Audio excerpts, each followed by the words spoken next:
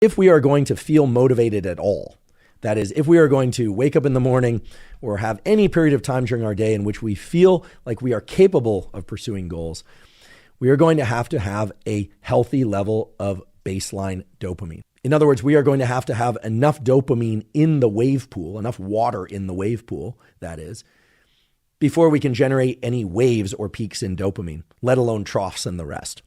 So how do we achieve a healthy baseline level of dopamine? Well, there we can really look to some foundational practices that perhaps you've heard about on this podcast before, and that to some of you might seem a little mundane, although some of them are a bit more sophisticated, maybe even esoteric.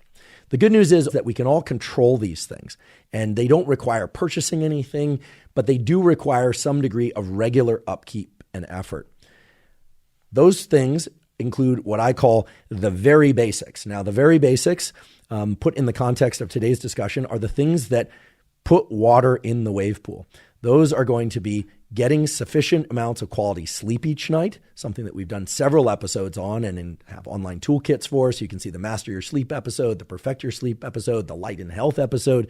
If you want to skip all that and just get right to the tools, we have a sleep toolkit, or it's actually called the Toolkit for Sleep, that you can access at hubermanlab.com, completely zero cost. You just go there and download that toolkit. Getting sufficient sleep each night literally restores your dopamine reserves. It allows dopamine to be present and for you to have a level of baseline dopamine that will allow you to even consider your goals in any kind of meaningful or reasonable way. Second, there are practices that are supported by the scientific literature to increase your baseline level of dopamine that are independent of sleep, but are similar to sleep. And I like to refer to these as non-sleep deep rest. This is not meditation. There's actually very little evidence that meditation of the traditional kind of, sitting eyes closed, third eye, focusing on your third eye center, which is this area behind your forehead. There is very little evidence that increases levels of dopamine. There is a place for meditation in the context of today's discussion, but I'll repeat, meditation itself is a focusing exercise. It is not known to increase dopamine. However, non-sleep deep rest, so-called NSDR, very similar, although different to what's sometimes called yoga nidra, which is where you lie there, you do a sort of body scan, some long exhale breathing. NSDR is very similar. You can find a link to a zero-cost NSDR on YouTube.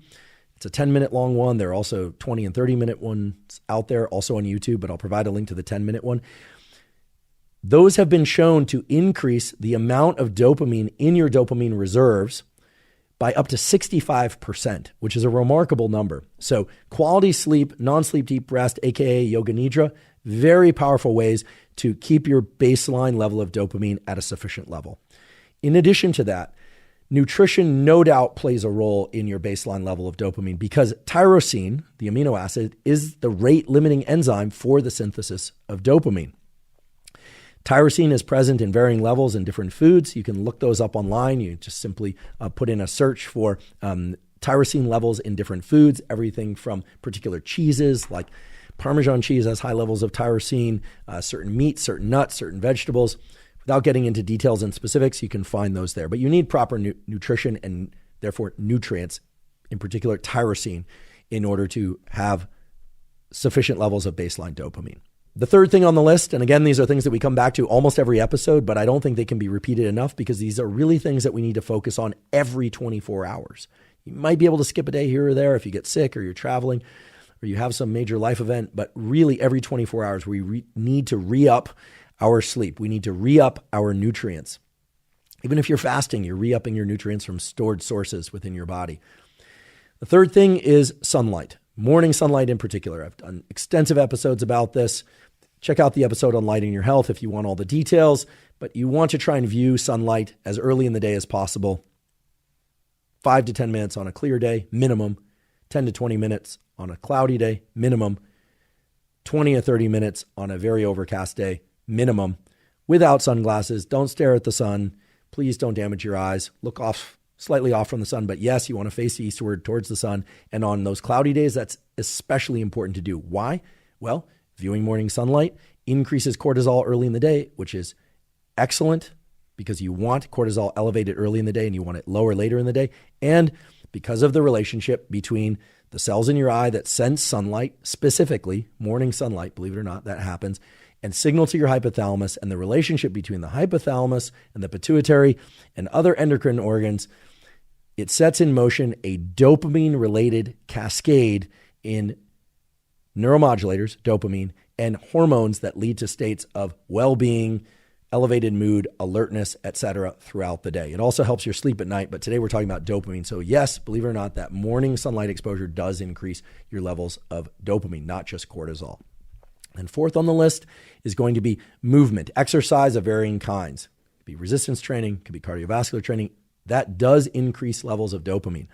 Here we're not talking about achieving peaks in dopamine. Right? That could be accomplished through setting a personal record, a PR, or through sprints or heavy lifts, or learning some new dynamic movement. What we're really talking about here is getting into a regular exercise program of, if not every day, at least 5 days a week, a mixture of cardiovascular and resistance exercise. That we also know is known to elevate and maintain an elevated level of baseline dopamine. So it's not just about the euphoria you feel during or after exercise. It's also about the baseline level of dopamine that's achieved through regular movement and engaging in movement. And if you're asking how could that be, well, you already know the answer. The circuits in the brain and body that generate movement, not just goal seeking, but movement itself, as I mentioned earlier, that nigrostriatal pathway. And yes, that circuit is separate from the VTA nucleus accumbens to cortical circuit, the mesocortical circuit that we've mainly been focusing on today, but they interact.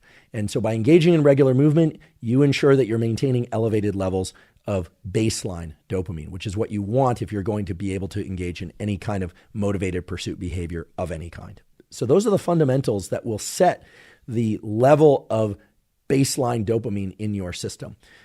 A couple of key points. Yes, there is variation based on both genetics and circumstance in baseline levels of dopamine. If someone's going through a particular hard time, or if somebody inherited a gene in the dopamine synthesis pathway that simply affords them higher levels of baseline dopamine, we likely know these people. They seem hyper-motivated all the time, not just based on prior success, but they just seem to have a lot of energy and a lot of go drive. You talk about activation energy. Some of you may know what that term means. Others of you won't.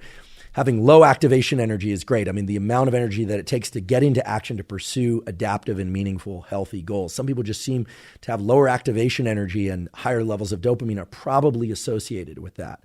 Some of us have lower levels of baseline dopamine. Regardless, everyone needs to engage in the foundational things that I just mentioned a few moments ago every 24 hours, or at least strive to.